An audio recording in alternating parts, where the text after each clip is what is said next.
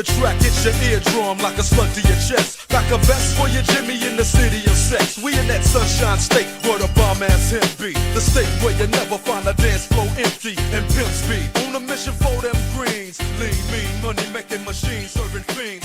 FightSaga.com presents War a Week radio chats with boxing scribe Joseph Herron and former prizefighter Young Billionaire. Wow, thank you to our computer host for introducing us.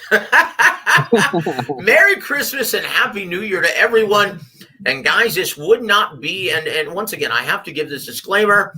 We usually feature Coach Ronnie Shields, 5-decade fight trainer and legend of the sport, every Tuesday night. But while he's on vacation until January 3rd, we're going to be featuring, and we're proud to feature, former prize fighter, Young Billionaire, Young Bill. How you doing, brother? Happy New Year's and Merry Christmas to the audience, man. How are you doing, Joe? Well, I tell you what, brother, I could be better, but we're not going to discuss that. And I apologize to everyone who was looking forward to listening to Coach James Gogi give his year-end awards this past Sunday. I wasn't able to do the show, and it couldn't be helped. So moving on. Well, we're going to try to get through this one. And so we've got an hour to discuss a ton of information. And we're going to go to we're going to start everything off, Young Bill, by discussing our featured topic. Oh, boy. And that is Tyson Fury. Well, specifically avoiding Dillian Whyte. Or is Dillian and Eddie Hearn pricing themselves out of the matchup that he's wanted for the past 5 years? And that's to fight for the WBC heavyweight title. Young Billionaire, you know what, dude? I have to tell you, I have respect for every fan, especially the British ones. There aren't any more fervent or passionate fans in any sport than the Brits. God bless them. My salute to them. But, dude, most British fans have been trying to insist to me that Dillian Whyte is the bigger draw in the UK market. And he's a regular staple on the pay-per-view platform over there. Is that the reality? Now, I understand that may have been the reality about 5 years ago when Tyson Fury was fighting in Dusseldorf, Germany against Vladimir Klitschko. But is that the reality since his last two efforts against Deontay Wilder? Your initial thoughts on this before we get knee-deep in all of this, sir? Well, Joe, to say that Tyson Fury would be avoiding any fighter in the heavyweight division after dealing with one of the hardest punchers in the history of heavyweight boxing, and having a knockdown drag out in one of the best fights of the year, to be avoiding the guy, that just doesn't seem right, Joe. It has to be something more with the business of boxing. A guy like Tyson Fury doesn't avoid anybody. Yeah, this is just silly talk. This is just fans being fans, right? And YouTubers being YouTubers, because this is ridiculous.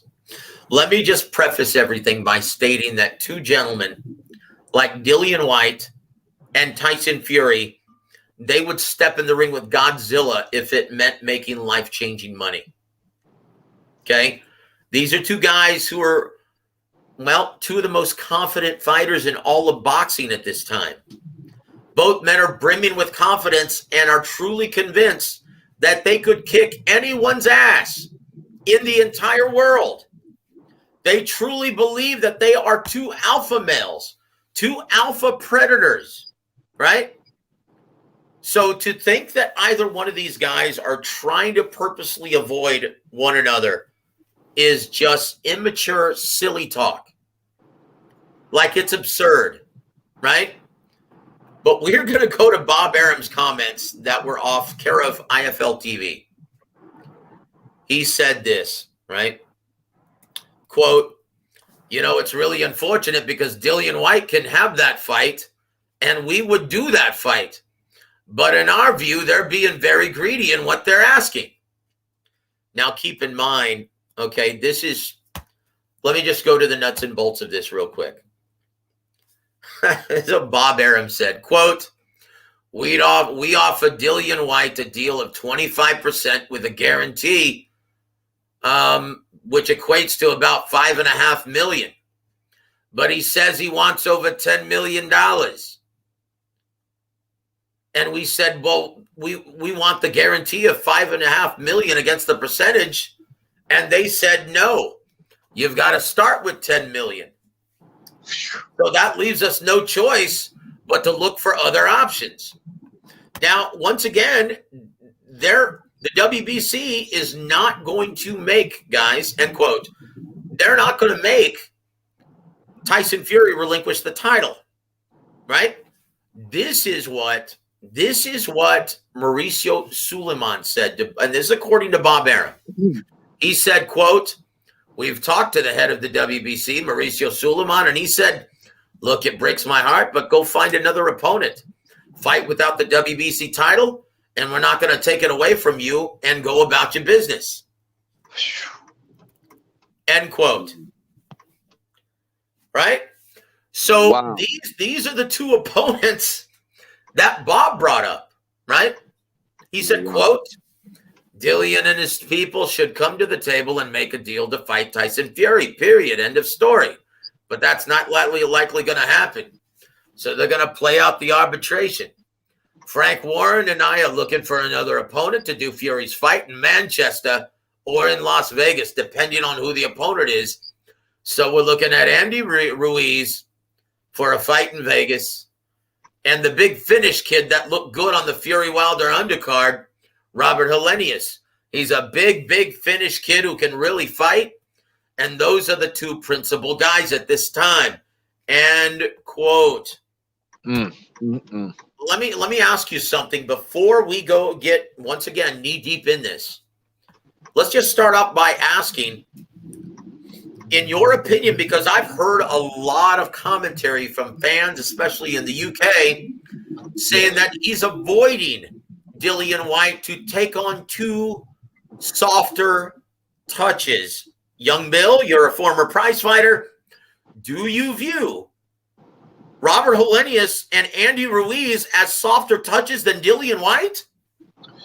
You mean the same Robert Helenius that beat Kalnaki and upset Kalnaki in the first fight and destroyed him in the rematch? Put a stamp on it? You mean the Andy Ruiz that upset AJ, the unified heavyweight champion of the world, and took his belts on short notice? Yeah, apparently those are softer touches than Dillian Whyte. Oh my goodness. So, Andy Ruiz, brother. He had a split decision loss to Joseph Parker, undefeated Joseph Parker that could have went either way, and he also his other only loss is to Anthony Joshua, a decision loss to Anthony Joshua, a top 3 heavyweight, before the Usyk fight. It's doesn't make any sense. It doesn't make any. I can't see it. It doesn't make any sense. And once again, the British fans are trying to insist that Dillian Whyte is the bigger draw than Tyson Fury, the man of the heavyweight division in the UK at this time, saying he's a proven pay-per-view commodity. Look, just because you featured a fighter on pay-per-view doesn't make him a genuine pay-per-view commodity. Once again, numbers don't lie, guys. And I've got the numbers pulled up, right? And this is pre-COVID epidemic, right? Pandemic. Wow. So Rivas versus Whyte. Any clue how that pay-per-view did in the UK on Sky Sports? Do you have any clue? I'll tell you, it did 289,000 purchases. Parker versus Whyte did 474,000 purchases. Whyte versus Chisora 2 did 438,000 purchases. Young Bill, does that sound like a genuine pay-per-view attraction to you? Not at all. And Joe, when we are speaking on revenue and the differences of revenue here in the United States and the pay-per-view model in the UK, the money is different. The price per pay-per-view is different. What's Yep. what's the average price for a major pay-per-view in the UK Between comparative 20 and compared to the 25 pounds. between 20 and 25 pounds? Okay, now let's compare that to Tyson Fury's two most recent pay-per-view efforts. The sequel, like the first one I'm going to talk about, was pre-pandemic, right? Right before the shutdown.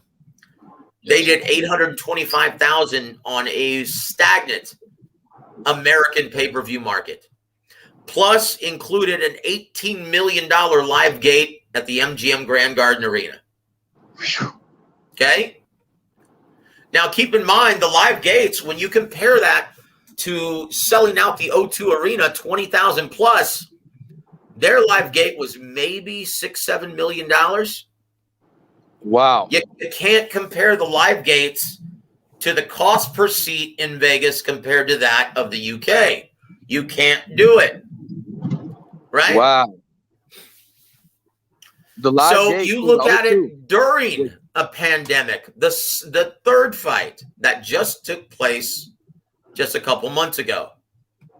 600,000 units on pay-per-view and a $17 million live gate at the T-Mobile Arena in Vegas. Okay? Compare that to Dillian Whyte's latest efforts, right, against Alexander Povetkin. Right? How'd that do during a pandemic? Didn't even have a live gate, right? It was a complete shutdown in the UK. Yeah, and it was on DAZN here in the States. I don't know how well it did in the UK. I don't have the numbers in front of me, but I guarantee you it didn't do well. Right?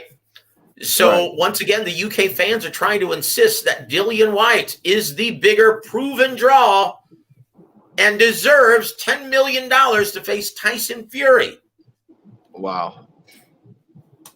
Okay, once again, and I'll say this, just objectively from the business of boxing, this is the absolute worst time to be trying to negotiate with Tyson Fury because he's coming off, and once again, numbers don't lie, guys.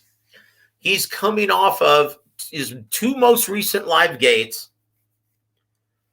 for a combined $35 million. And his last two pay-per-view in a stagnant U.S. pay-per-view market, attracting over 1.4 million pay-per-view buys in his last two fights. That's $75 a pop, Joe. So again, this is the wrong time to be negotiating with Tyson Fury because that's all they have to go by, right? Right. That's all they have to go by. So you mean to tell me, and once again, when you look at purses, Tyson Fury's inflated purses over his last two fights were $50 million. So I go back to what Don Chargan said, right? Right. Where he stated, this is what happens when you pay fighters inflated purses.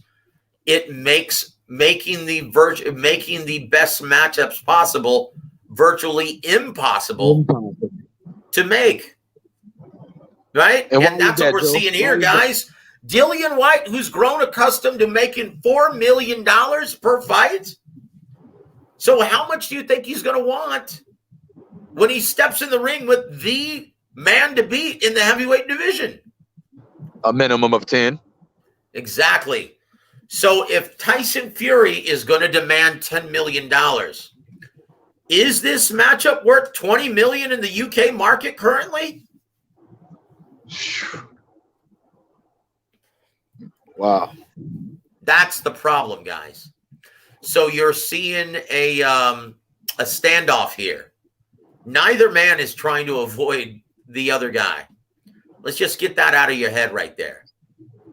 This is a huge fight in the UK market, but make no mistake about it, guys. Tyson Fury has proven to be an attraction and a legitimate draw in the States. His attraction, his level of attraction isn't confined to the UK market, right? Right. His level of attraction isn't confined to the UK market. Drawing over $35 million in his last 2 live gates in Vegas. Okay? That's the problem. So guys, more than likely, we will not see Fury versus Dillian Whyte.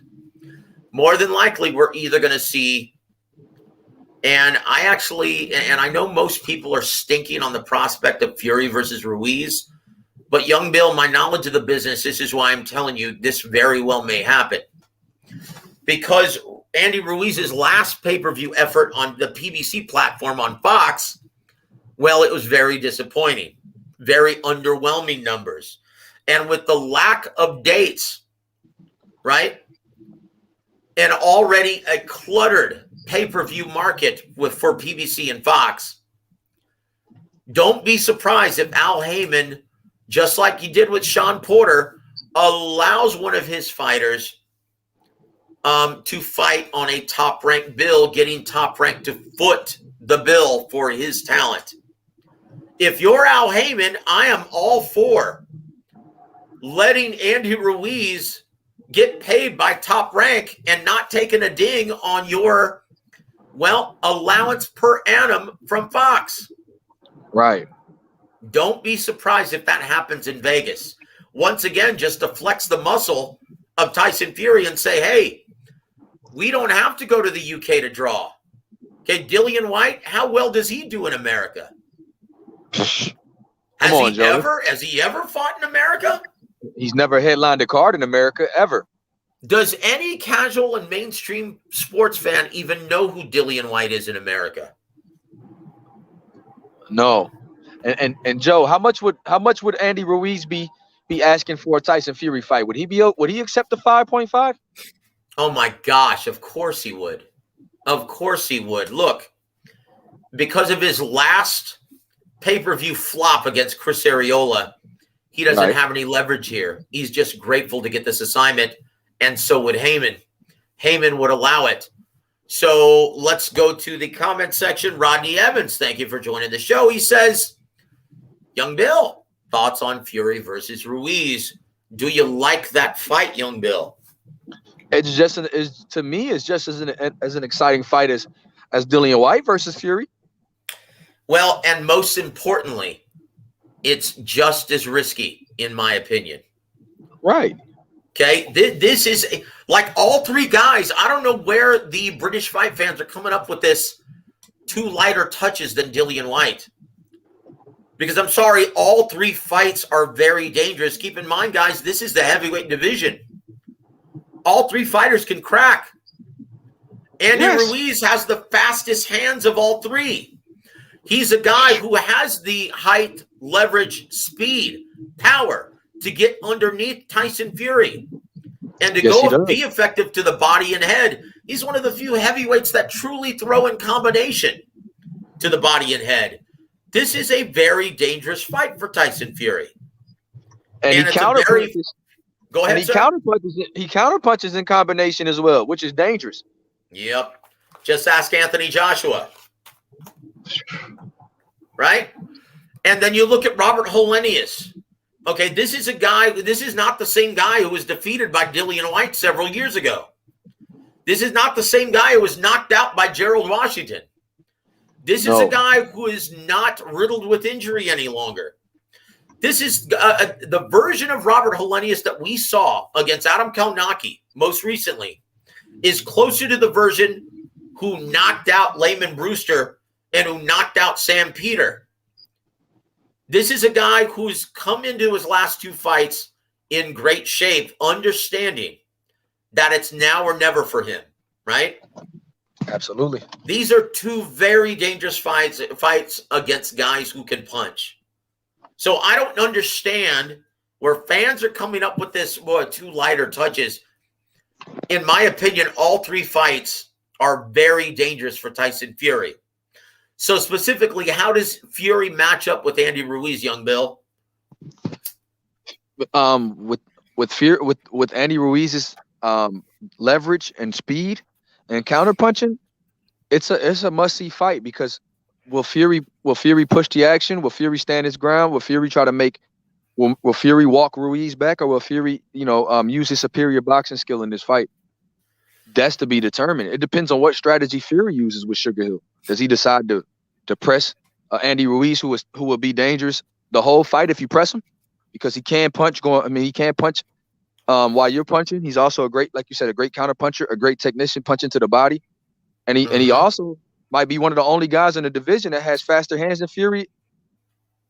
Yep, that's right. Look. Let's go back to the first Anthony Joshua fight. Now, once again, when this fight was first announced, and he took it on 3 weeks notice, Andy Ruiz, Anthony Joshua, 25 days. Yep. I said, look, this fight could be very easy for Anthony Joshua if he works behind the jab, uses height and his reach to his advantage, uses lateral movement, and just simply ties up Andy Ruiz on the inside. Did he do that, Young Bill? No, he did not. He came trying to finish a guy and came in a destructive fashion and underestimated Andy Ruiz's hand speed, punching power, and ability to take a punch. And when you do that, Joe, you come in and you make it a fight with a guy like Ruiz. You know what? And once again, Anthony Joshua, you got to question his judgment. What the hell was he trying to do? I understand it was his first fight in the U.S. market, trying to make a great show-stopping performance. Obviously had his man hurt midway through the fight. Right. And upon trying to finish him, boy, he paid dearly. Yes. By way of a sharp, short, compact left hook on the inside. Absolutely. And so I'll say this, boy, that was very sporting of him. It was very unwise, but very sporting of him, giving your opponent the only chance he has to win the fight. Now, how did the rematch play out when he basically stuck to script that I outlined? A 12-round UD. Easy. Yep. A virtual shutout, right? Not letting the shorter man work on the inside. Exactly. Virtual shutout. So what strategy do I expect Tyson Fury to use? Well, the same one that Anthony Joshua used to pitch a virtual shutout over 12 rounds in Saudi Arabia. And guys, Tyson Fury has that versatility in the ring. He can do either or. He can take you into close quarters and whoop your ass on the inside, maul you relentlessly until you submit, tap out. Or he can box you by using the entire ring, using lateral movement, using his switch-hitting prowess, moving from southpaw to orthodox, working behind his intelligent jab. Pick your poison. How do you want to get beaten by the best heavyweight of our generation? Right? In my opinion, boy, he makes Andy Ruiz look like easy work, even though it's a very dangerous fight. Now, Robert Helenius. How does that fight play out, Young Bill? With the guy like Helenius, who has great reach and power, and also he's reinvented himself as a boxer too, Joe. Yep. Well, look, he's always had heavy hands. Right. Okay, and once again, he's a guy of comparable height and reach to Tyson Fury. He's a guy with heavy hands who can box proficiently from mid to long range, but like most European fighters, what is he, Young Bill? Donut. Doesn't have an intern. That's it. So how do I see Tyson Fury fighting this guy? Just like he did Deontay Wilder. Like, once again, Robert Helenius is a sharpshooting counterpuncher, right? This is a guy who's very intelligent. He'll catch you on the way in if you just come straight in. But with Tyson Fury's upper body and head movement, the constant feints, the intelligent jab, the double step that he does, okay, just like Vasyl Lomachenko, he'll do that stutter step to disrupt your timing and rhythm. Yep. And then he'll move forward behind the jab and whoop your ass, just like he did Deontay Wilder. Yep. So Sanders in my opinion, these are two really difficult fights, potentially. But because of Tyson Fury's versatility, he handles these guys with no problem. But is that an indictment of these two opponents? No.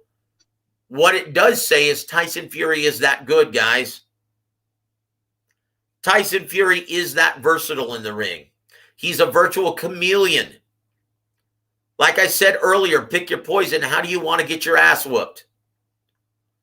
Your final thoughts on all of this, Young Bill, because honestly, I cannot understand how fans can realistically say with a straight face that Tyson Fury, and I hate this word because it doesn't exist, it's a fan-driven concept, he is purposely ducking Dillian Whyte. Your final thoughts on all of this, sir? Tyson Fury. Well, I'll just repeat what you always say. When these guys are you there, Young Bill? We can't hear you, sir. the only way you get paid is getting in that ring. So to me, if the payday is right, these guys will fight anybody and anyone. So there is no word ducking, and Tyson Fury is not ducking. And to say he's ducking to fight two tough tests in the heavyweight division, and Helenius or Ruiz, and have them as options, is asinine. Yeah, you know what pisses me off the most is, once again, people are looking at Tyson Fury's level of attraction before his two most recent fights with Deontay Wilder. Both his impressive numbers at the live gate as well as his impressive numbers on the pay-per-view platform. You know what that's like, Young Bill? That's like looking at Floyd Mayweather immediately following the Oscar De La Hoya fight and saying, oh, he's not that big of an attraction. Look at his disappointing numbers against Carlos Baldemir and Zab Judah, respectively. And Arturo Gatti. I mean, those, you can't say he's a big premier attraction after well, yes, you can. Once again, and he proved that he was an A-side, big-time attraction post-fight in his subsequent efforts against Victor Ortiz and Miguel Cotto, right? In which he made over $30 million in both those fights on pay-per-view revenue alone. Okay? So Yes, once again, if they're saying definitively that he's not a big draw, well, that remains to be seen. We'll find out in his subsequent effort now, won't we? But let me just add this. When you're talking about Tyson Fury's level of attraction, once again, he's become a global attraction. It's not limited to any one area, a la Dillian Whyte, who's only a decent level attraction in the UK. Okay, he's proven himself to be a global commodity at this point, raking in $35 million at the live gate alone over his last two fights in Vegas.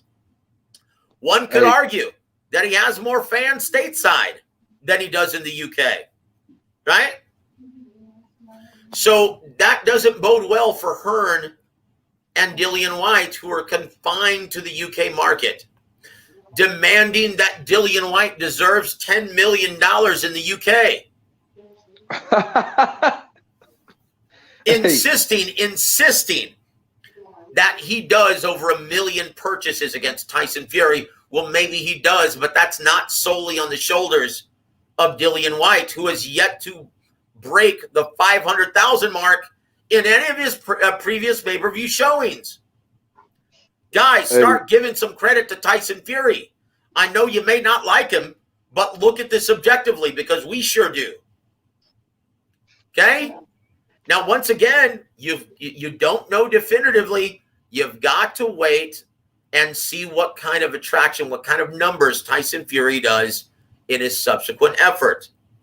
And if he's a big commercial and critical success, well, then Eddie Hearn and Dillian Whyte has no leverage in this scenario. In my opinion, Young Bill, they need to just concede. They need to wave the white flag and say, fine, we'll do it for $5.5 million, and we'll take on, with points on the pay-per-view share, and we'll do it in the UK market where I have a very strong fan base. Otherwise, you run the risk of losing this fight completely. A fight that you've waited for half a decade. Because of your unreasonable demands, you're going to talk yourself out of this fight. Because think about this realistically, young Bill. If he fights Andy Ruiz in Vegas, okay, and then Joshua fights Usyk for the second time, is anyone going to want to see that, be talking about Dillian Whyte later on this year? Absolutely not. They want Fury for undisputed versus the winner of Usyk Joshua. Simple as that. That's absolutely right. That's a big problem for Dillian Whyte. So, brother, bite the bullet, wave the white flag, say, Bob Arum, Frank Warren, well played. We will take this fight for $5.5 million and we'll roll the bones in the UK. Be smart. You've been waiting for this opportunity for your entire career. More specifically, for the past half decade. Don't be stupid, Dillian. And don't be so arrogant, Eddie Hearn. Okay? Tyson Fury in this scenario has all the leverage. Don't be a damn fool. Your final comments on this before we move forward, sir? Dillian Whyte, strike while the iron's hot, buddy. That's it. That's it. So I tell you what.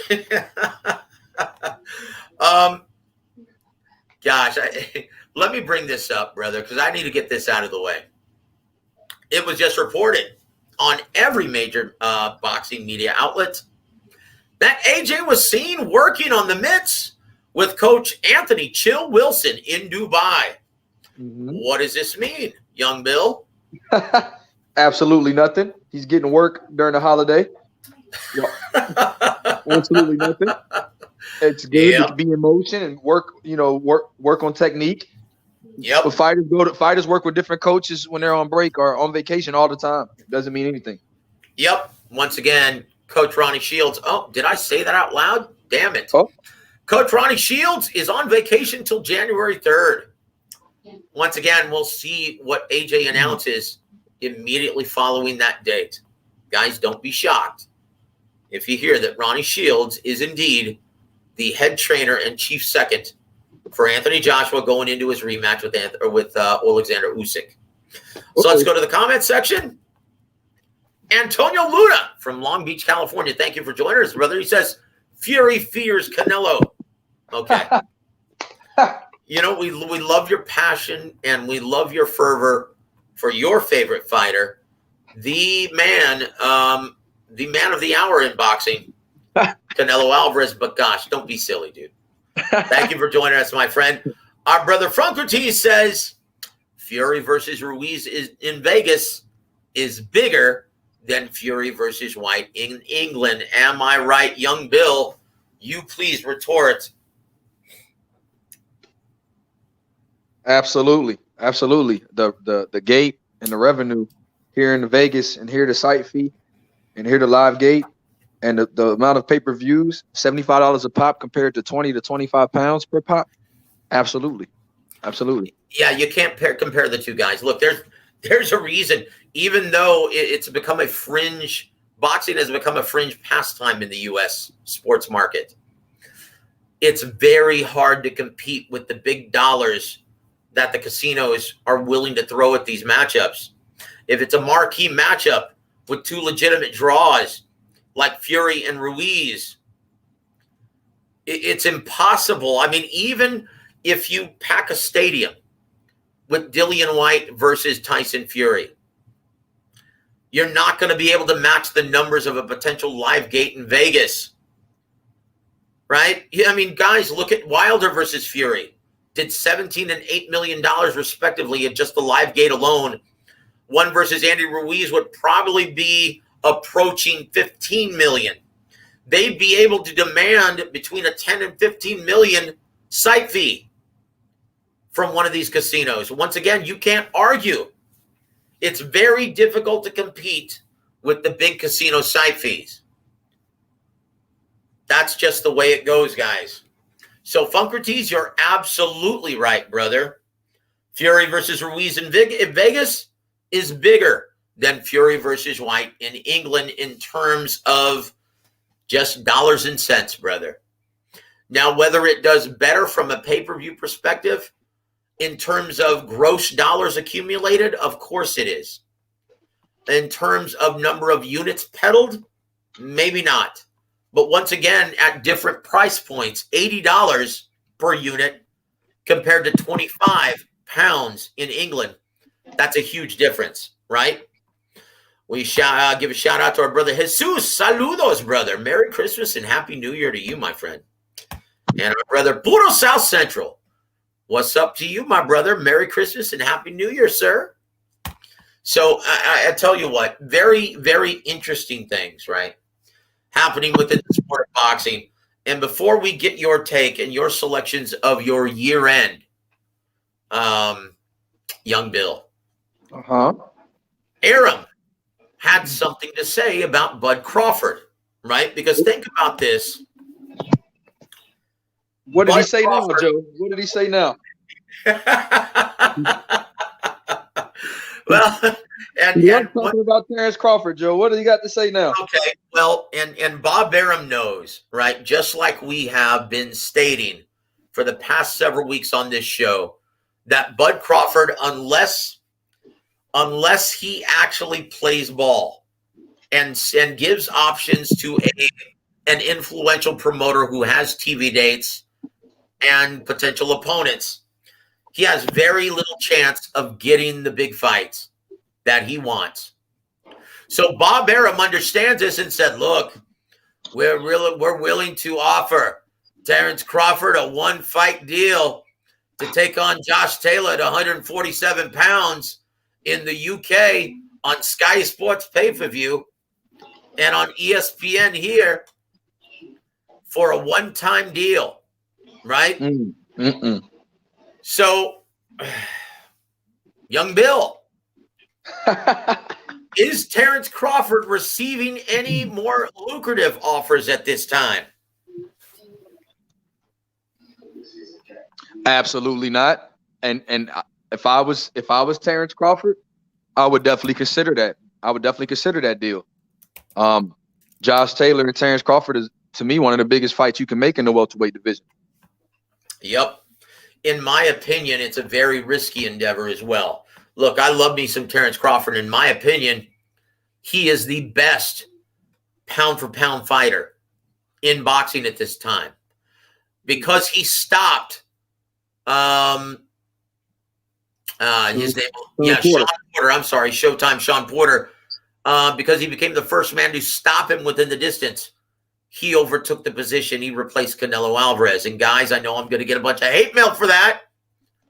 Look, not taking anything away from Canelo Alvarez. He's the man. And we're going to talk about him later on in the show when we talk about our year-end results, right? Right. But in my opinion, Terrence Crawford is the best fighter in boxing. Until someone proves otherwise, well, you can't convince me. In my opinion, though, aside from Errol Spence and Jaron Boots Ennis, this is the riskiest matchup that he can make at this time. But it's one where he can make upward near $6-7 million from Top Rank. Is he getting those kind of offers anywhere else? Joe, I think Terrence, because of the, like you said, because of the amount of money he was guaranteed with Top Rank and to be expecting that on the open market, unless he does a deal with, like you said, another promoter with TV dates and that type of revenue, I think the free agent market is a humble experience for Terrence Crawford. And I think, and that's and like you said, him being pound for pound number one does not dictate how much money he's going to garner on the open market. So would I take the one fight deal to make up to $6-7 million and fight Josh Taylor in the UK? Absolutely. Yep, he'd be a fool to turn it down. Once again, he's going to find that MTK, boy, that's not going to make his probability any better in trying to get those big fights against PBC fighters. There's only one way to do it, guys, and we've been telling you this for the last several months. He's going to have to inevitably give options to Al Heyman on his next 4 or 5 fights. And that's still no guarantee that he's going to get it. Because right now, Spence is fighting Yordeñas Ugas. Absolutely. Right? And what happens after that? What if Ugas wins?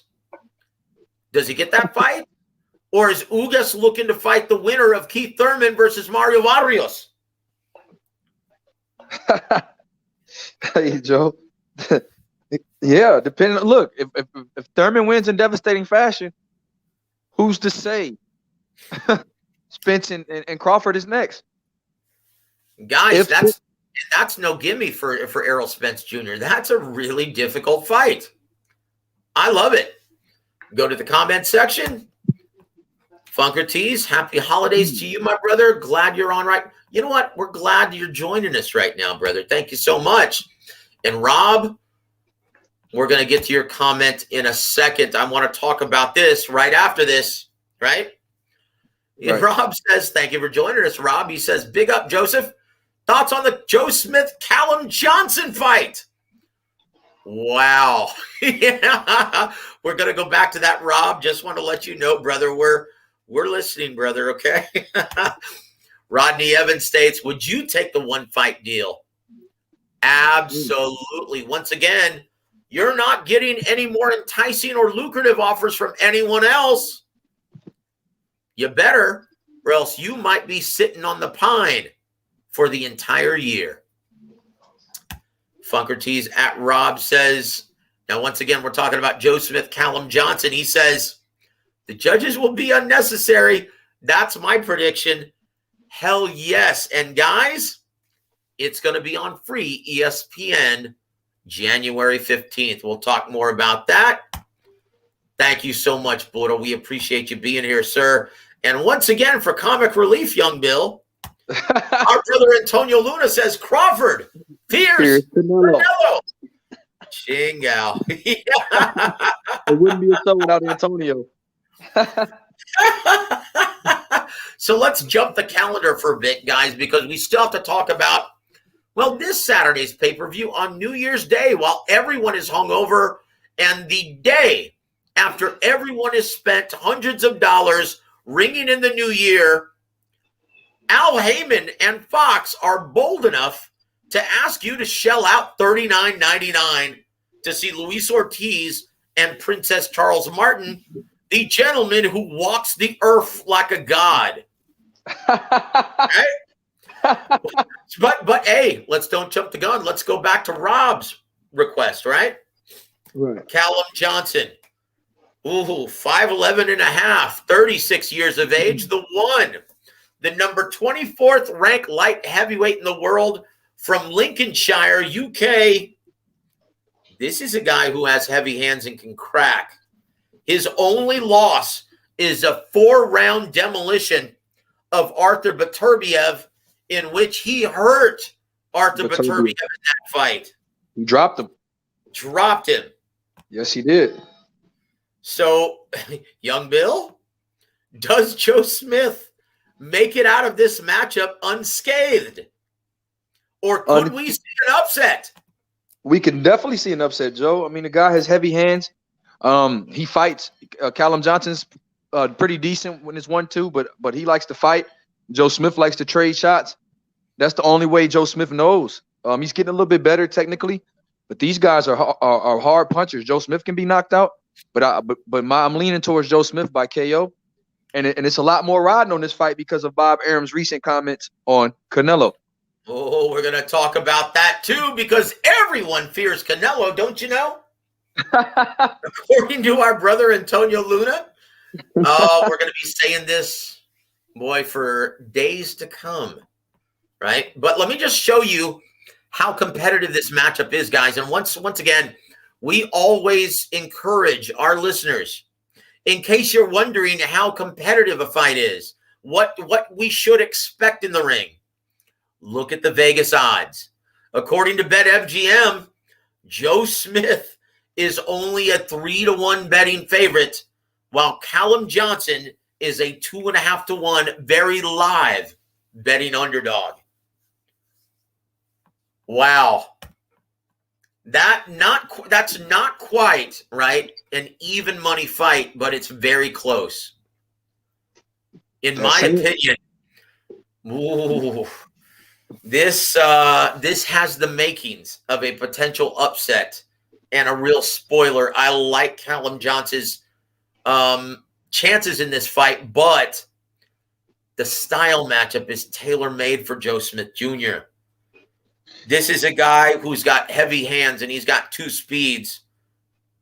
Start and, well, relentlessly mow you down, right? He doesn't take a back step to anyone. Okay, he's not fighting the wily Russian that he fought last time. He's fighting a guy who's going to be right there to be hit, who's going to give him plenty of targets, but unfortunately, Joe Smith is going to get him plenty of targets as well. Guys, who wins this fight? And guys, I'm going to say something very cliche, but it's very accurate in this situation. The fans are going to win out. The fans are going to win out big time. Thank you, Bob Arum, for putting this together. Thank you, Frank Warren. This is a brilliant matchup. So let me ask you something, brother. Does the winner face Artur Beterbiev later on this year? Young Bill, your thoughts? Artur Beterbiev is going to have trouble getting fights as long as he looks the same.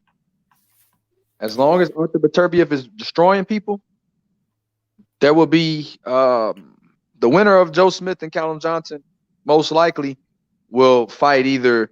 I heard Danny Jacobs, if he used to beat John Ryder, is a potential opponent. Oh, Lord, have mercy. Please say it as it's so, Bill. Say it as it's so, Young Bill. That's what I'm hearing. I'm also hearing, hey, Canelo could be an option if W.A.W is not successful in his rematch on January 29th. Oh, Aram let that one drop also. Look, in case Tabisu Machunu, in case he actually beats W.A.W on January 29th, Canelo's interested in taking on either Joe Smith Jr. or Artur Beterbiev. Young Bill, is Aram just talking out of his ass? Or is Canelo genuinely interested in those two behemoths at 175? I don't believe Aram's just talking. I believe Canelo is brimming with confidence and believes he can beat Joe Smith. I believe he believes Canelo's looking for, he fights for the biggest prize right now and legacy. So I believe Canelo to fight a light heavyweight champion. Joe Smith is the one I think Canelo has his eyes on out of Bivol and Beterbiev. Well, it's the one he has the best chance of beating, obviously. It's the lesser of three evils at 175 currently. Dimitri Bivol, Artur Beterbiev, Joe Smith Jr. That three-headed hydra at 75, in my opinion, the weakest head is Joe Smith Jr. But damn, it comes at a heavy price. Ooh.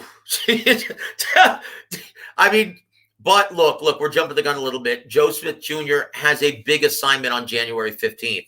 He has to get past the very hard punching and very confident Callum Johnson. Happy New Year, everyone. Chingo. I tell you what, there are several things that we really need to discuss. We want to thank our brother Dragonleg for joining us. He says, Young Bill, what do you think about the reported disappointing numbers that took place on December 18th? 65,000 pay-per-view buys for Logan Paul and Tyron Woodley 2. Is that accurate? What do you think of that? And once again, Don Chargan always taught me, Joseph, never put on a pay-per-view event or a big show in December. People are worried about buying presents, not seeing a boxing match, right? Not paying for a buy. Now, once again, I appreciate PBC for staging a live event on Christmas Day. That was a lot of fun. A lot of mismatches, but a lot of fun. Did you see the crowd? Did you see the turnout there? Yes, I saw it. Yeah. Well, it was Yeah, I could. I mean, honestly, yeah, it looked to be about as bad as Oscar De La Hoya's stint in San Antonio with Gilberto Ramirez versus Yaneski Gonzalez, right?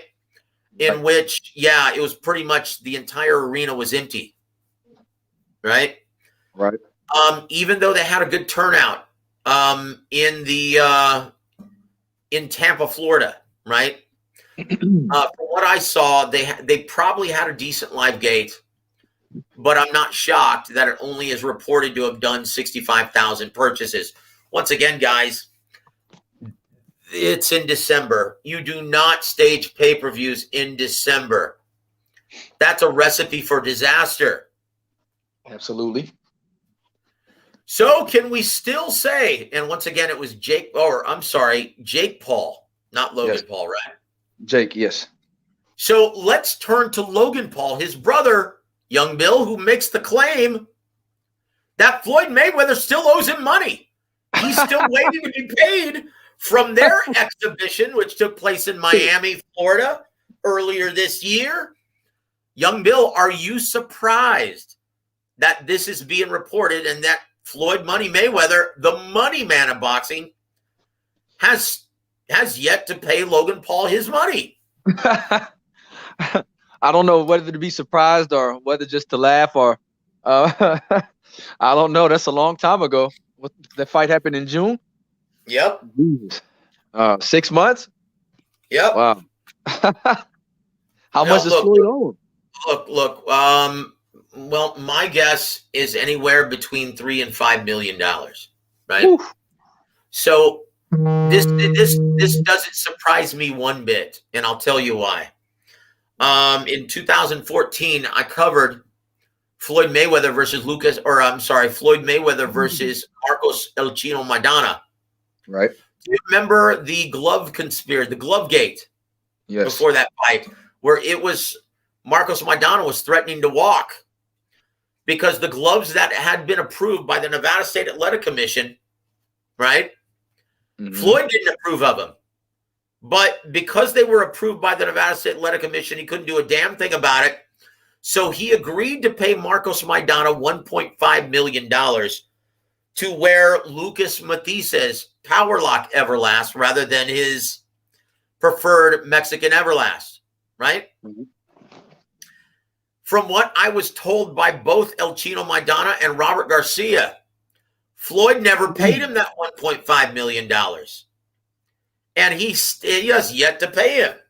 And that was back in 2014. Guys, in order to get your money from Money Mayweather, you're going to have to sue him. And because in his contracts, he has venue rights. And Marcos El Chino Maidana lives in Argentina.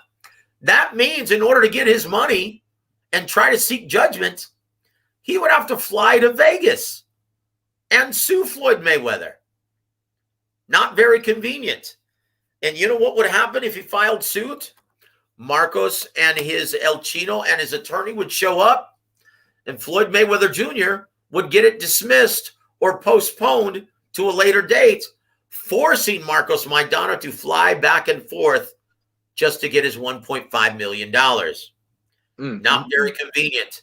He wants to try and put off paying anyone as long as he possibly can, all the while accruing interest, making interest money on that $1.5 million and potentially $3 to $5 million that he still owes Logan Paul. This is the way he does business, guys. So it's not surprising to me. He's going to put off paying you as long as he possibly can, right? Wow. That's what that's the risk you run when you do business with Floyd. There's a reason why he's the most lucrative fighter in boxing.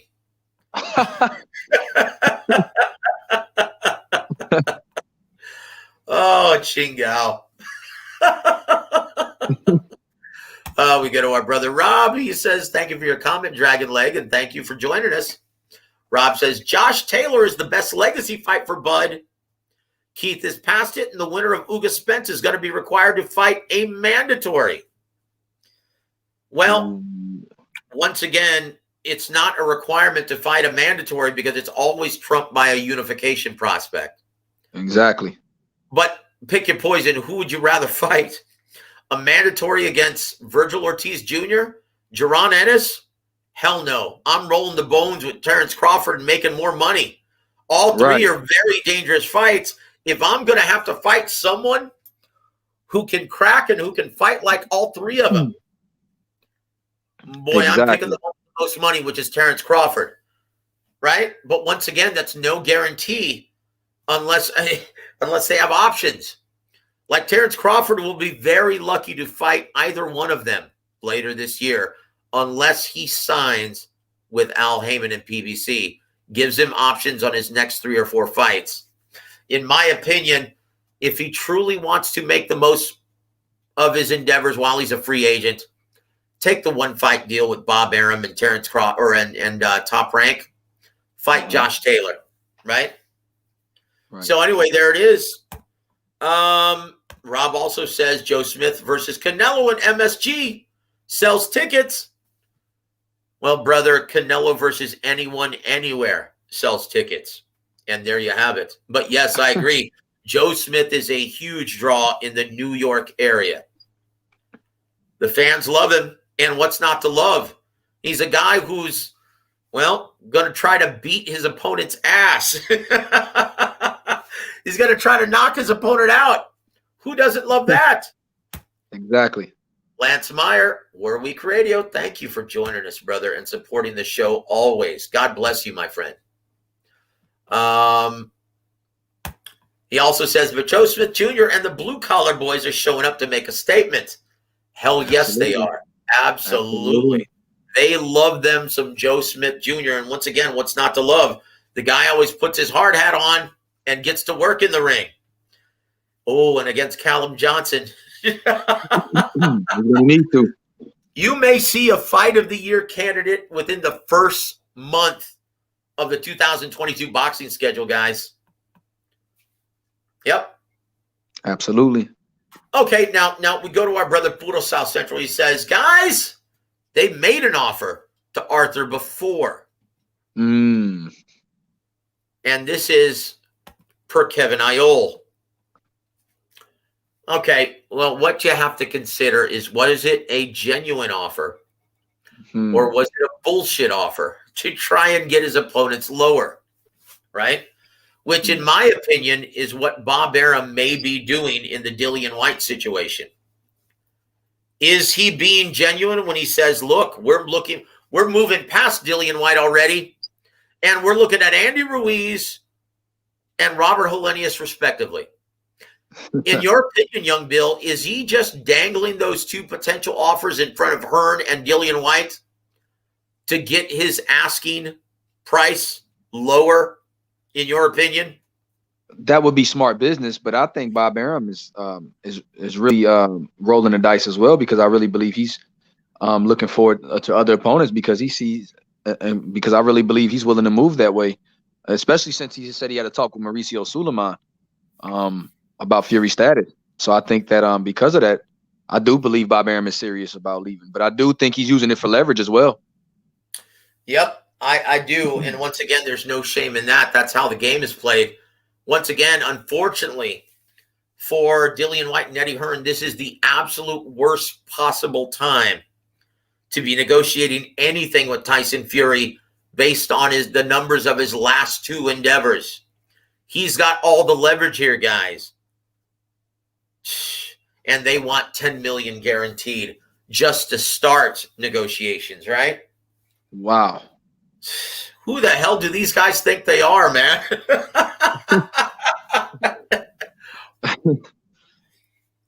That's just silly. So once again, it may have been an offer, but may have been just a bullshit offer to try and, well, negotiate a more reasonable package for Caleb Plant. I think that's when the offer was thrown out to Arthur Beterbiev, to my knowledge, right? Right. So there it is. Okay, now, look, I promise, guys, we're going to get to our year-end stuff, and we're going to get to Luis Ortiz, Princess Charles Martin here. But I do have to address this. Funk Ortiz says, maybe for later. But what do you guys think of Benavidez versus Lemieux? I think Lemieux has a shot for an upset. Wow, you would probably be the only one, my friend. Young Bill, your thoughts on Benavidez versus Lemieux for the interim WBC Super Middleweight Championship, which should happen later on in March or April? I want to know how Lemieux became able to be fighting Benavidez for that interim belt. Because to my knowledge, he came out of nowhere, and now he's highly ranked, and now he's fighting Benavidez, and I just want to know how easy it is for that to happen. That's a very good question, and I'll tell you.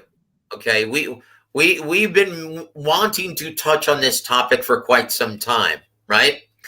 And I'm going to tell you guys how easy it is to get your fighter ranked in any of the sanctioning organizations, okay? Now, keep in mind, this is why I don't put very much faith and very much credence in the ranking systems or the pecking orders of any of the sanctioning organizations. Guys, when looking at who's ranked in what division, always consult the ring, because they're not paid, right? They're not paid by any of the fighters. They don't tax any of the fighters' purses.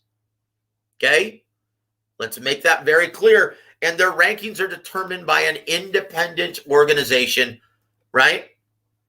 Of writers, people on the ring panel, right? So they're not getting paid by any promoters or fighters. That's the biggest difference. That's why I always say consult the ring, because this is how easy it is. And I'm not going to name names, and I'm not going to name any promoters, but you can figure it out if you know me and you listen to this show on a regular basis. There was a gentleman who wanted to get a fighter ranked and was very good friends with Paco Vericel from the W.A.W. He called him up one day, and I was right there listening. He goes, Joseph, listen to this. You want to hear how easy it is to get your fighter ranked? He calls up Paco and says, hey, Paco, how are you doing? I've got a fighter who needs to get ranked by the W.A.W, and we have a great working relationship. We always have. So if we can get this guy ranked in the top 10 so I can get some bigger opportunities for him, I would really appreciate it. That's all it took. And the very next month, his fighter was ranked number 7 in the junior middleweight division. It's that easy, guys. Now keep in mind, the IBF, when they created a mandatory for the middleweight champion of the IBF, which was Gennady Golovkin earlier this year, right? Right. Or maybe December of last. I think it might have been December of last year. But that was Camille Zarameta, the number 24th ranked middleweight in the world. How on earth does the 24th ranked middleweight in the world become the mandatory challenger for the IBF champion? Guys, that's why I tell you I have no credence in mandatories. I have no credence in the sanctioning organizations, ranking systems, right? Or pecking orders. And it's so easy to get your fighters ranked. You just make them a call, and if you're already doing good business with them and consistent business with the sanctioning organizations, they will do the bidding of a promoter or a prize fighter. Look at PBC and all of the clout and influence they have with Gilberto Mendoza and the WBA. Right. Okay? How do you think they got PBC and Al Heyman to basically move Yordeñas Ugas into this unification bout when he already had a fight with Staniones going to purse bid?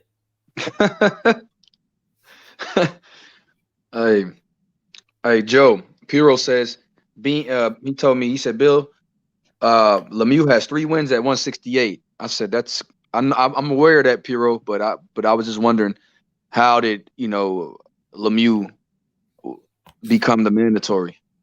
There it is. That's exactly how David Lemieux became the number 2 contender in the WBC, getting this shot at the interim title. Mystery solved. It's that easy. Oscar De La Hoya calls him up. Hey, Mauricio, how goes it? Hey, man, I just sent you a big Christmas present and a bonus. But I was wondering if you could do me a favor. Could you get my guy who has only fought 3 times in the last 3 years? Can you get him a shot for the interim WBC title at super middleweight, please? Once again, hey, man, your gift is already in the mail for Christmas.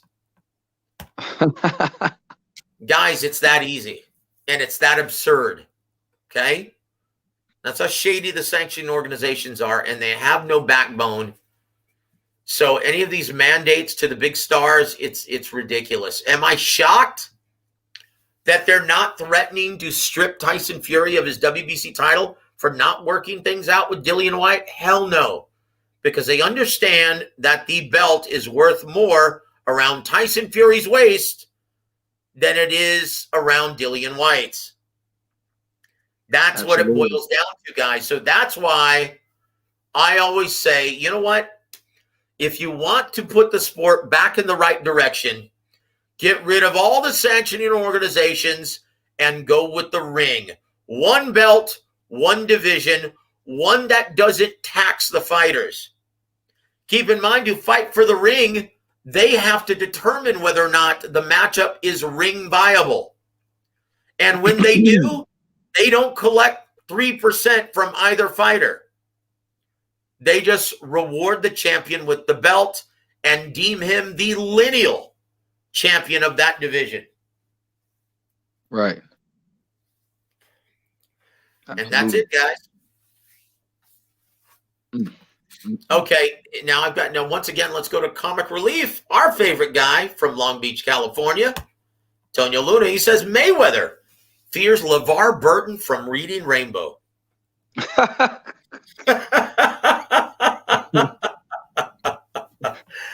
Oh, jeez. Okay, so Puro says this. True, Joseph, but Arthur confirmed it in an interview and was just trying to make clear that Nello wants that smoke. Okay. Well, I tell you what, if Canelo chooses the monster of the light heavyweight division, guys, that's stuff of legend. And if he beats Arthur Beterbiev, you have to, then he enters the discussion of all-time great status. Let me ask you something, Young Bill. Yes. Where do you place Canelo Alvarez all time if he challenges and beats Arthur Beterbiev in 2022? Where do you rank him right now, Joe, all time? If you had to rank Canelo, is he top what? He's a top 20. He's a top 20 for sure. In my opinion, he's a top 20, top 25 guy. See, I don't know, man. There's so many great fighters throughout history. Okay, let me just say, I don't want to jump the gun. He's top 50 all time for sure, right? Now, if he beat Beterbiev, if he was top 50, how much would that elevate him? You know what, brother? You've got to start talking about him top 25. Okay. You have to. That's, jeez. Wow. It's legendary if he was to beat a Joe Smith and a Beterbiev and become undisputed. Oh, my gosh. If he cleans out that division at 175, dude, that's top 10. Yeah. I'm serious. I'm not joking about that. Then you have really interesting discussions about him being a top 10 all-time great. Would he be the greatest Mexican fighter ever if he was to do that? I think he already may be. Okay. Well, I don't know, man, because from my recollection, I don't remember Julio Cesar Chavez dumping his WBC title to postpone a meeting with any fighter. Do you? Never. You have to take that into consideration, guys. That's the only chink in Canelo's armor right there. Guys, it's once again, you can't have selective memory. You got to take the good and the bad. And I'm sorry, I don't remember Chavez Sr. ever dumping his title in the trash, pulling a Riddick Bowe to postpone any assignment ever. Mm. And there you have it. Yeah. But going back, let's go back to Funkertees. He says he thinks Lemieux has a shot for an upset. Okay, don't swerve, brother. Want to hear your thoughts on that, young Bill? Joe, I don't believe that Lemieux is a puncher, and he hit and he can really punch. And Joe, he hasn't been. I know he had 3 fights in 3 years, and he's up there in age. And Benavidez is the young, hungry lion. Well, see, that's a big misconception. Let me just tell you. Once again, he started his career, and he wasn't. I think he was upset by Marco Antonio Rubio when he was only 24. Right. So he's only 33 years of age right now. Right. I know he seems a lot older because of all the fights and all the big events he's been a part of over the last 10 years. Mm-hmm. But he's only 33 years old, right? Right. But he's been stopped twice. He's lost 4 times. He's 43-4 with 36 big wins coming by way of knockout. Yep. But he's 5'9.5". Right? Right. Let's look at our good friend David Benavidez. Oh my gosh. This is a guy who's 6'1". Exactly. 25-0 with 22 knockouts. El Bandera Roja, 25 years of age. Well, this guy has looked great in spots, right? Now, this is assuming that he can still make 168 pounds. Against a very tough Kyron Davis. Boy, he put a beating on him. A guy who's a very sharpshooting counterpuncher and customarily very durable. He beat him into submission with a big 7th round TKO.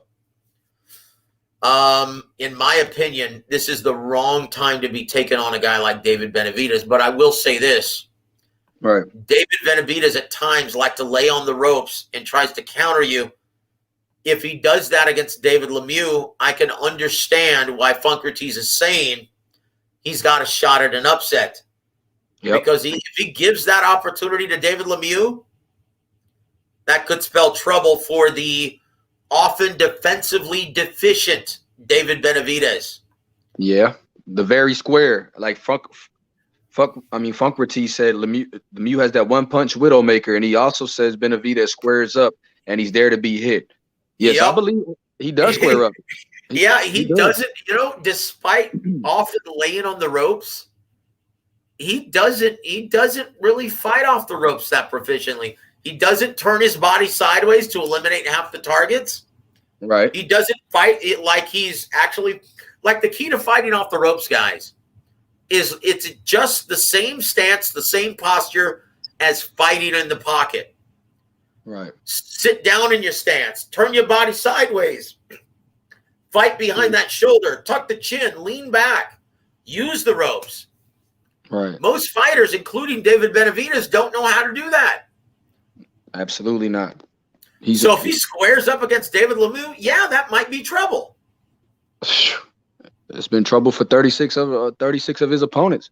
Yeah. But look, if an undefeated David Lemieux can get stopped by Marco Antonio Rubio at 160,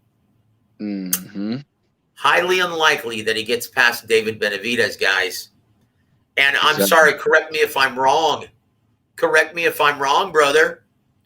But have you noticed any kind of improvement in David Lemieux's ability or technical ability? Not at all. None. He's the same guy. He hasn't improved one lick. And it's shocking. Over the past 10 years, he hasn't changed a damn thing. Absolutely not. And that's what I think that is going to be his undoing against a guy like David Benavidez. Indeed.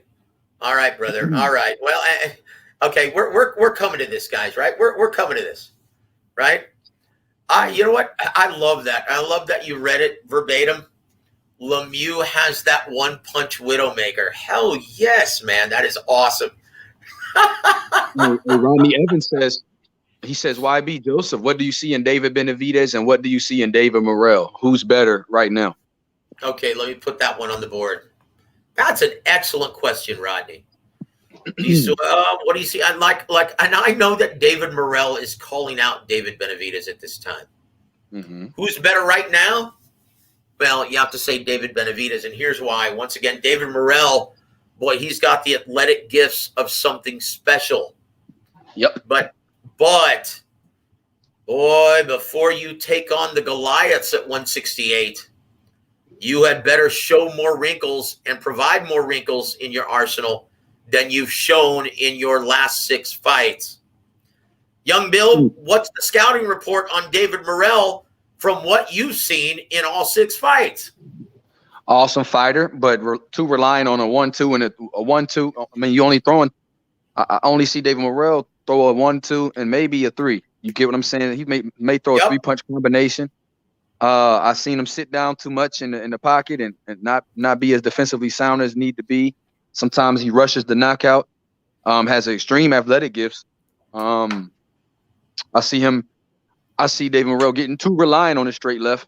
And also I think sometimes he doesn't bring his hands back right away. So it's some things and some kinks in there that he has to work out.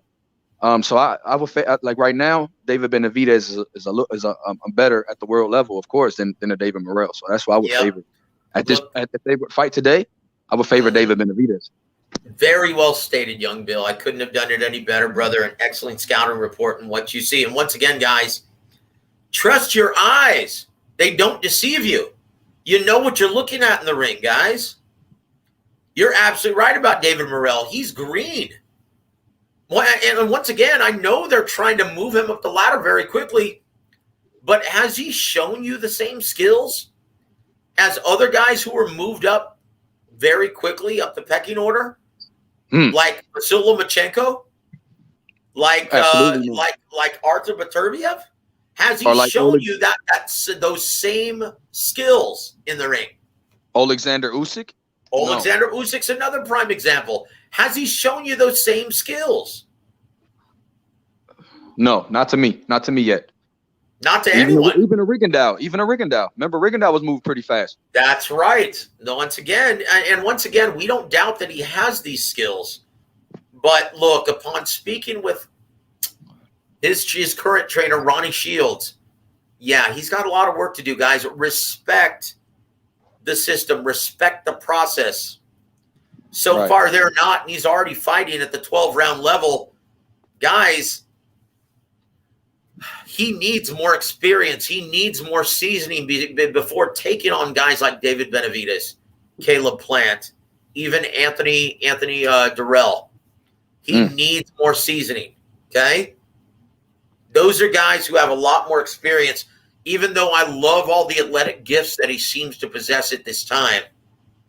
He's a future stud of the sport. But take your time. You may have something special. Right. Take your time. I tell you what, it's getting long in the show, and we haven't even talked about year-end. Young Bill, can we actually forward your year-end categories to Thursday night show before New Year's Eve? Let's do that. Yeah, that's awesome. Let's do that. Okay, well, let's reschedule our Young Billionaire year-end awards, and we'll try to get Coach Gogi on the show as well, and we'll try to get both of you guys to give your selections for the year-end awards right here on War Week Radio, okay? So let's put that to the side, and we need to get your take. And Rodney, yeah, we're going to get your last question at the tail end of the show. Heck of a question, Rodney. I like that. Joe and I were just talking off air about that earlier. Yep, I can't wait to think of that, brother. I can't wait to discuss that. But we can't put this off any longer because it's going down this Saturday night. Oh, boy. For the bargain basement price of $39.99, New Year's Day, right? Right. Oh, boy. Luis Ortiz versus Prince Charles Martin. the pay-per-view headliner. And once again, guys, make no mistake about this. This is being thrust onto the pay-per-view revenue stream out of necessity. Okay, you're having to pay for this out of necessity because they want too much money.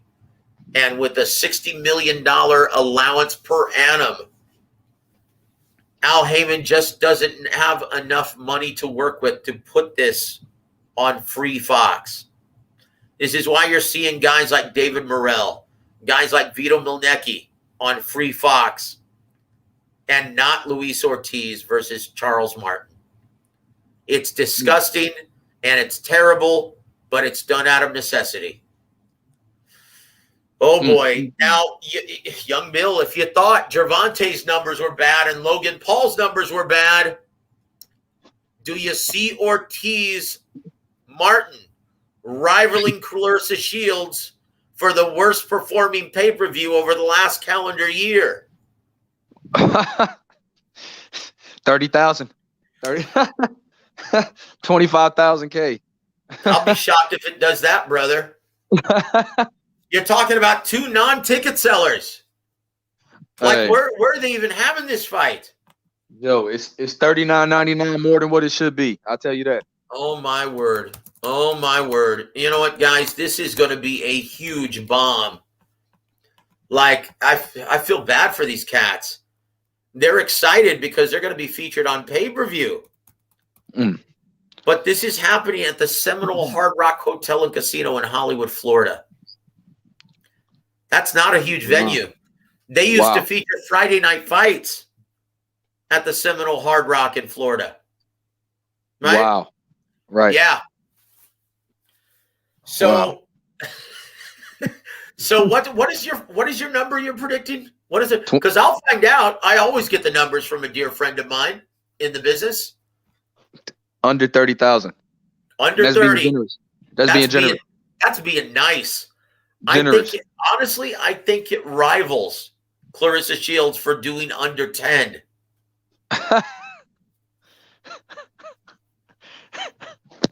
Yep. Dude. And I'm saying that with a straight face, Holmes. I know you are. I know. I tell you what. And I tell you what, I'll do this. Because I feel bad for Ortiz as well as Charles Martin, because it's a big fight in their respective careers, and this is a crossroads fight, right? But because it's going to do less than 10,000 purchases, here's some sweet amber for the both of you. Salute, everybody. Cheers. Salute. Oh, boy. Ooh. Man, did I do almost a double? Wow. Unbelievable. That one was, yeah, that one kind of grabbed me by the boo-boo. Jeez. So I tell you what, before we go, I want to thank everyone for joining us this evening. Young Billionaire, it's always a pleasure to share the air with you, my friend. Right. But I need to get your final take on this. Our brother Rodney Evans, thank you so much for sticking with us, my friend. He says, Young Bill, Joseph, can Inoue go up to 126 and beat the unified champion, Stephen Fulton? Steph, boy, can now this one, I don't know if I can do it with a straight face. Young Bill, your thoughts on who wins this and why? I got the monster, Rodney. And I'm gonna tell you why. It's because cool boy Steph, when he's in there with a guy that has technical skills and has the ability to pressure fight, he will often, as good of a jab as he has, because of the lack of power, he will often find himself flat-footed, standing his ground, and he can be forced to the ropes. And against a guy like Inoue, if you stand your ground with a vicious, technical, relentless pressure fighter like Monster, he will knock your block off. And I think Cool Boy Steph showed that enough vulnerabilities against Figueroa to where you would have to be very wary to put him in there with a guy like Inoue. Yep. Look, the problem with fighting a guy like Inoue is the same problem you run into when you fight Brandon Figueroa. And this is just from the surface, right? There comes a point in time where Stephen Fulton's going to feel the need to try and get that respect from his opponent to keep him off of him. Comes a point in time where you're going to have to get his respect and hit him. Fight him in the pocket. Oh, boy. But when you've got the versatility of a Naoya Inoue, a guy who can beat you up with both hands to the body and head, a guy who's a lot like, keep in mind, Brandon Figueroa is a switch hitter, but he often smothers his own offense, right? Exactly. Inoue doesn't have that problem. His footwork is so much better than Brandon Figueroa on the inside. He'll pivot around you to find those openings. Right. So if you stay on the ropes against him, he's going to crack you like a piñata. Forget it. Look, Naoya Inoue, this defies all logic. Why isn't Naoya Inoue in the top 3 of everyone's pound-for-pound list? The same reason why Beterbiev is not on people's pound-for-pound list, period. Oh, my word. That's shocking. Guys, in my opinion, Naoya Inoue, because of his lack of exposure in the American market, and Arthur Beterbiev, because of his lack of activity, are the 2 most underrated fighters in boxing at this time. Pick your poison. How do you want to get your ass beat down? And it could be a career-altering beating, right?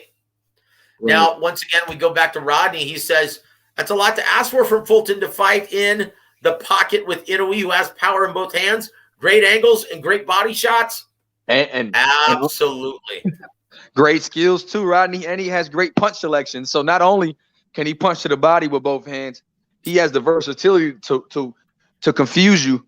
Even though, even if you're a good defensive fighter, he has the ability to change levels with creative combination punching to the head and to the body to keep you honest. He doesn't use the same weapon, and he doesn't make his offense predictable for a guy like Fulton. And that will be very tough on a guy like Stephen Fulton, who also has a lot of fight in him. And once he starts getting feeling those body shots, he will start sitting down a little bit more and trying to exchange with a guy like Inoue, like he did with Figueroa. Oh, dude, that's a scary prospect. But I tell you what, for any Stephen Fulton fan who's listening to this, don't worry, guys, because it won't happen. Can you see Al Heyman putting one of his budding future stars in the ring with the monster, Naoya Inoue, unless he absolutely has to? Absolutely not. Nope. Absolutely not. Forget it. Hang it up. Guys, that's a mythical matchup. Even though they're both fighting in the same era in similar divisions, you might as well, dude, you have a better chance of seeing a unicorn than seeing Inoue fight Fulton in the ring. Like, seriously, you have a better chance of winning the lottery than you do of seeing that matchup materialize, guys. So, guys, don't worry, Stephen Fulton fans. It's not going to happen. You have a better chance of seeing Fulton fight Gary Russell Jr., which also won't happen. Ching-ao.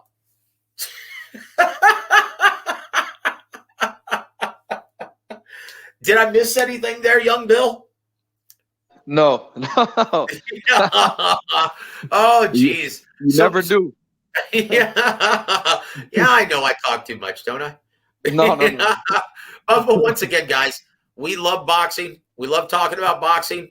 And yeah, we get on a roll sometimes, especially when it's concerned with the business of boxing. Did we forget to cover anything, young Bill?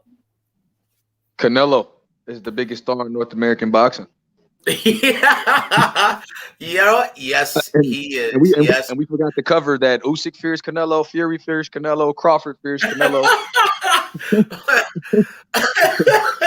Hold on, dude.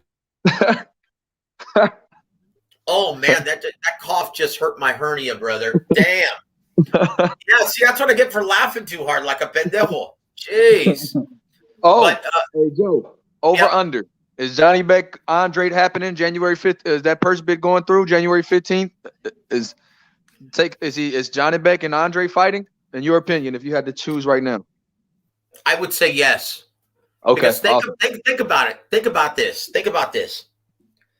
Demetrius Andre's stock, even as the WBO middleweight champion of the world, it's not very high, is it? No. He's considered by everyone to be worse than Ward, even with a title around his waist. Right. So imagine his stature within the pecking order of the business if he doesn't have a title around his waist. Imagine that. It would be even harder to get an opponent. I mean, people are already, like you said, you're low risk with the belt. Imagine being beltless. Yep. He then, right, is in the same category as Mikey Garcia, someone that no one wants to work with if he doesn't have a title. Right. So in my opinion, yes, they go through the purse bid. He defends his title. He rolls the bones. And this is going to determine whether or not Matchroom Sports still wants to work with him. Right? Okay. Last question, brother, before we let everyone go. I want to thank Funkrites for tuning in and sticking with us his entire time. He says, hey, Kambosos put up a poll to vote on who people want to fight him next. What do you think it's going to mean? Think it'll determine who he'll be fighting? Of course, not right out of the gate. And once again, we made this prognostication saying that he's going to do a victory lap, right? In the first half of 2022, fighting anyone who's ranked within the top 30, right? Just a homecoming, just a victory lap because he deserves it. And he wants to be the A side, and he wants to have a really great showing in front of 30 or 40,000 of his closest friends. Right. But if you look at the poll, Lomachenko was the slight favorite of boxing fans who participated in this, with Haney a very close second. Right. In my opinion, it's not just the poll. It's the fact that Bob Arum is going to have Lomachenko determined by one phone call from Paco to be the WBO mandatory challenger for George Kambosos Jr. That's what's going to determine everything. Not a poll, but I will say this. A matchup between Kambosos Jr. and Vasyl Lomachenko is one of the most demanded fights, if not the most demanded matchup in the lightweight division at this time. And and people were surprised by it, but like you said, Joe, we were not surprised by the result of the poll. No, we've been telling you guys that this was going to happen, right?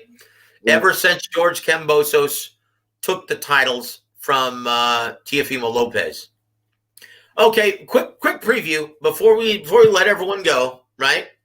Before we let everyone go, I have to cover this one.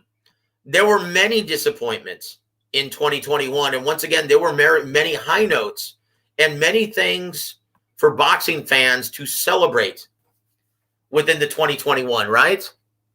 Within the calendar year 2021. But in your mind, Young Bill, what is your selection for biggest disappointment of 2021? Teofimo, the takeover Lopez. Oh, the takeover. Woo! You know, for a second, I'd forgotten that he used that moniker. Seems pretty ridiculous now, doesn't it? The start over. And that's my guy.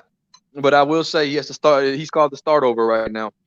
Oh, according to Bruce Trampler, he's the bionic man. We have to rebuild him. Wow. And that's no joke. They're starting from the ground up at 140. This is a project now. What looked to be the most promising young fighter in the top-ranked stable has now entered the rebuilding process. And this just over the course of 1 year. How shocking and disappointing is that to pretty much every interested boxing observer, Young Bill? Very disappointing. And it's very disappointing to me because, like you said, Joe, the fall from grace, happen in the 12 and 13 months. I mean, the guy went from on top of the world to start over in a matter of seconds. I mean, a matter of months. And it's you're only as good as your last fight in boxing. And oh boy, oh boy, yeah. Look, guys, and this is what's so disappointing about it. Bob Arum didn't have to lift one finger to assist the self-destruction of Teofimo and company, right? This guy did it all by his lonesome with one bad decision after another. Let's take you chronologically through the turn of events. It happened, right? Initially. Now, once again, this all started because Bob Arum said, hey, if we can get you mandatory against George Kambosos in Australia, we could probably guarantee you a purse of $5 million. It's a much bigger fight in Kambosos' home country if you don't mind defending your titles there. We could probably get you $5 million rock. They said, great, let's do it. But then COVID restrictions and travel bans were executed, right? So that fight had to happen in the States. That devalued the matchup considerably. So Bob Arum says, well, we're only going to be able to give you the contract minimum because this matchup isn't worth a shit in the States. Well, David McWaters, his manager, in infinite wisdom, said, no way. You told us $5 million, Bob. We're going to hold you to that. And Bob was like, are you guys nuts? That matchup isn't worth shit in the States. This is not a marquee matchup in the United States market. So what did they do? They fought Bob on that deal, and it went to purse bid. Triller won the purse bid, giving Teofimo Lopez as well as George Kambosos, offering them a potential career high payday. Well, Triller, we wouldn't even be talking about this, right? If Teofimo Lopez just took Triller up on their initial offer to put this as the co-main event for Jake Paul versus Ben Askren in April. The biggest pay-per-view event. Now, once again, this was the biggest, highest grossing pay-per-view event of 2021. And Joe, Teofimo could have fought on that undercard in April? Yep. He could have gotten it over with in April, fighting in front of a huge mainstream and casual audience consisting of 1.6 million fans. And what stopped him from doing that, Joe? He said this in his infinite wisdom. The Takeover said, I will never be second fiddle to a YouTuber. Wow. Yep. No. And after that, well, the date just kept getting pushed back even further, pushed back 8 times. Young Bill, what is that to a young prize fighter who's already having trouble making 135 to get pushed back 8 times and endure camp all year 8 times? Well, Joe, the guy already didn't mince any words saying that he wanted to be at 140 and that making 135 is killing him. And of course, if you take 6-7 months, so he was training from April till November consistently, and he had to stay on weight because he did not know when the date was going to be. Exactly. So you have to worry about overtraining. You have to worry about lack of calories, lack of water to the brain, lack of energy, lack of hydration to your organs. And being that zombie state for over 8 weeks, I mean, it kills fighters in one training camp. To have it multiple times and to have a strung out training camp, these guys are miserable. Yep, misery, guys. We're talking misery. Like to think that wasn't a factor in his performance. Yes, sir. You're hating life, and then to do that 8 times, right? And so it ultimately culminated in a lackluster performance, albeit a very entertaining and dramatic fight at the Hulu Theater, the Little House at MSG, right? It culminated into a big effing flop in which he lost a decision to George Kambosos Jr. And for that, Young Bill, he gets the War a Week big disappointment of 2021. Thanks for playing. Oh, man. So before we leave, give a shout out to Rodney Evans. Thank you for hanging with us, brother. He says, I'd say Ryan Garcia is the biggest disappointment in my opinion. He's effing up what could have had Fortuna, Jojo Diaz on his resume alone, along with the Luke Campbell performance. That would have been 3 fights for 2021. Trust me, brother, that definitely was a candidate. But I'm sorry, it's better to sit out than to embarrass yourself with all the nonsense, the delusional nonsense that he was spewing, he and his father, just to come up a cropper on fight night. Right? What would you rather happen, Young Bill? Would you rather sit out and let other people wonder on the outcome of those fights, or to actually go through with it and get your ass whooped? And to lose as a favorite, lose all your belts, and lose off of your own network? No. I would much rather sit out and have people speculate and still have my than to let it go.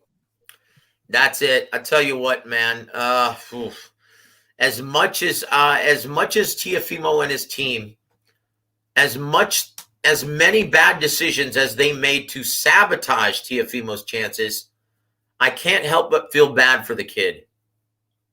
Right? Can't help but feel bad for him, because once again, just like you prophetically stated, the takeover has become the start over. Holy shnikes. And on that note, we're going to come to a conclusion. Here's one last shot for everyone to go. Salute, everybody. Merry Christmas. Happy New Year. We hope you join us once again on Thursday night, where we get Bill's, Young Bill, and Coach Gogie's official year-end assessments, right? Here's to you guys. I'm going to take a shot for you. Young Bill, your closing thoughts. Don't become the start over. Listen. Follow Strike While the Iron's Hot. All the boxers out there, and also we the fans demand the big fights, and support fighters. Support our fighters. Woo! Very well stated, Lance. Thank you so much for always supporting the show, brother. God bless you. Well, I tell you what, Joey Chaz, thank you for chiming in late. Oh, thank you for joining us, my friend. Okay, so Young Bill, give you a choice, man. Do you want to end with Welcome Back, Kotter, Tupac, or the theme from Different Strokes? What say you, brother? The theme from Different Strokes. Holy shit. All right, guys. To anyone who's an old cadre like I am, boy, just listen to this and know that we'll be back in business, and we'll be reconvening here, same time, same platform on Thursday night. On behalf of the awesome, insightful Young Billionaire, I'm Joseph Herron. You've been listening to War Week Radio. Have a great evening, everybody.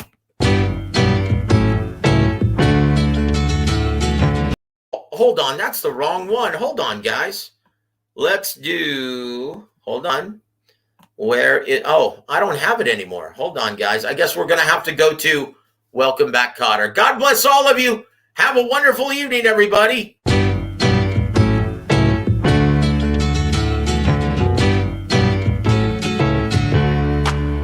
Welcome back. Your dreams were your ticket out.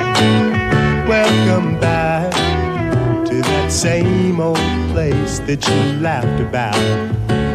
Well, the names have all changed since you hung around, but those dreams have remained and they've turned around. Who'd have thought they'd lead ya? Who'd have thought they'd lead ya? Back here where we need ya. Back here where we need ya. Yeah, we tease him a lot, 'cause we got him on the spot. Welcome back. Welcome back, welcome back, welcome back. Welcome back, welcome back, welcome back. FightSaga.com presents War a Week Radio chats with boxing scribe Joseph Herron and